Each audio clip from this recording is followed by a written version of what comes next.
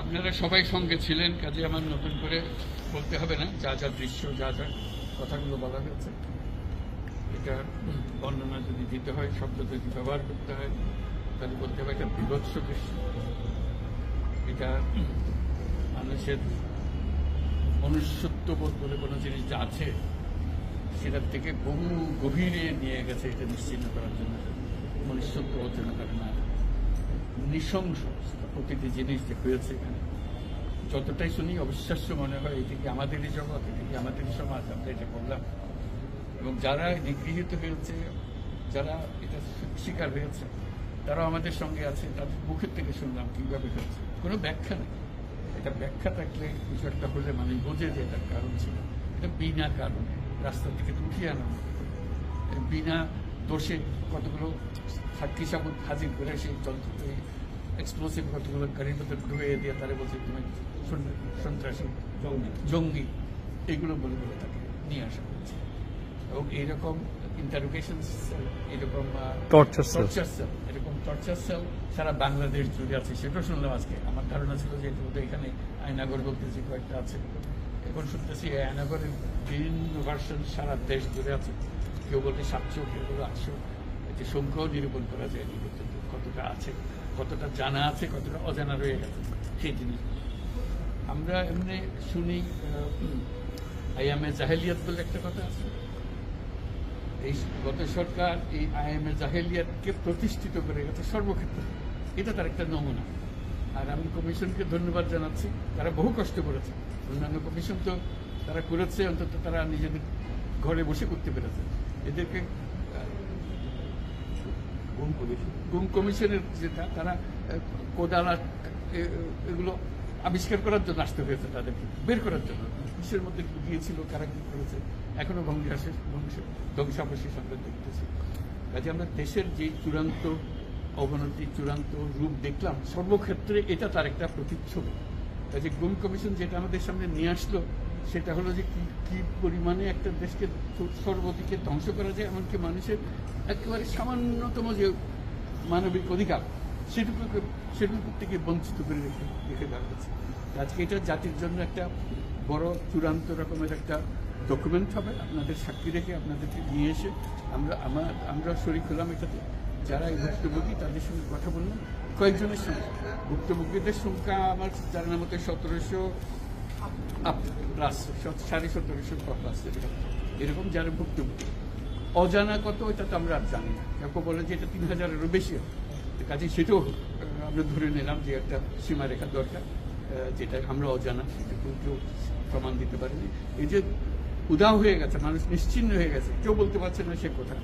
তার মেয়ে আপনাদের সামনেই ছিল আজকে, কি বলছে আমার মাকে কোথায় নিয়ে যাওয়া হয়েছে আজ 9 বছর ধরে। 9 বছর ধরে আমরা আর খোঁজ পাই। সে নিজেও ছিল, 11 বছর বয়সে ছিল, মায়ের সঙ্গে ছিল, তাকে রেখে মাকে নিয়ে চলে গেছে। এই হলো সামান্য একটা দৃশ্য। এই দৃশ্য বড় করুণ দৃশ্য। এবং এটার কঠিনতম যে লেসনটা হলো, যারা করেছে তারা আমাদেরই সন্তান, আমাদেরই ভাই, আমাদেরই ঘনিষ্ঠ আত্মীয়, তারাই করেছে। এবং আমরা এই সমাজকে যদি এর থেকে বের করে না আনতে পারি, তাহলে এই সমাজ তো টিকে থাকবে না। যে এইভাবে যদি আমাদের হয়, আমাদের সন্তানরা যদি এগুলো করে এবং তারা যদি এইরকম কাজ করতে পারে, যে মানুষের পক্ষে যেটা সম্ভব। একজন বলছিল যে খুপড়ির মধ্যে তাকে রাখা হয়েছে, গ্রামে তো মুরগির খাঁচা চেয়ে বড় হয়, এরকম অবস্থা। মুরগিও নড়াচড়ার যেরকম জায়গা হয় না, ওরও নড়াচড়ার কোনো জায়গা নেই। ওকে ব্যবস্থা রাখা হয়েছে, মাসের পর মাস, বছরের পর বছর তাকে ব্যবস্থা রাখা হয়েছে। এটা মানুষের সামনে এখন বিচার রইল, কীভাবে আমরা আবার নতুন করে সমাজ করতে পারি, যাতে করে আমরা এই যে এটা আমাদের সবারই অপরাধ, যেটা হতে দিয়েছি আমরা এসেছি।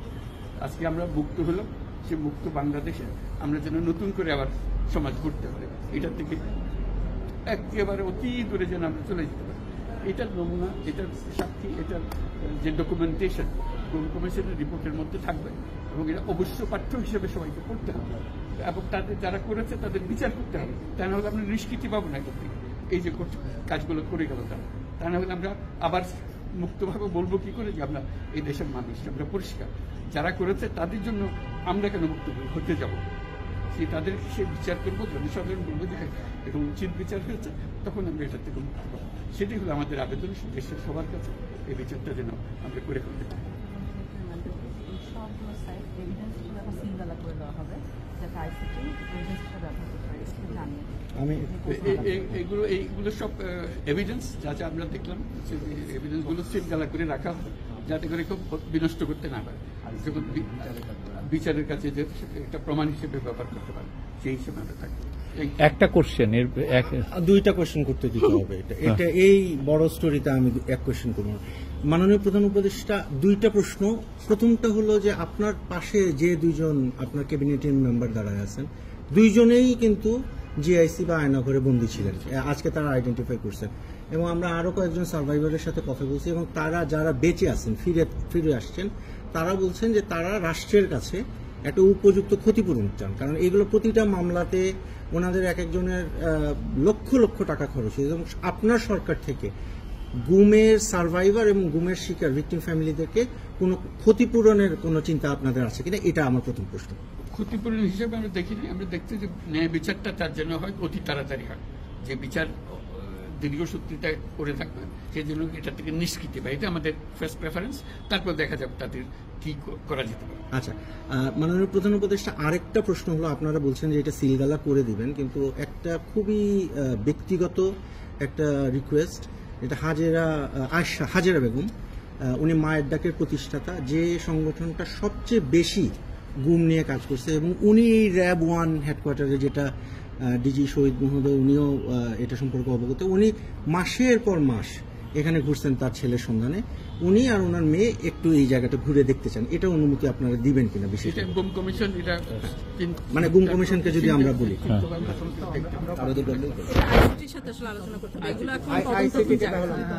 না মানে মানবিক কারণে আমি যে কিভাবে অর্গানাইজ করা হবে, আচ্ছা, কারণ উনি এখানে অনেকবার আসছে এবং কথাবার্তা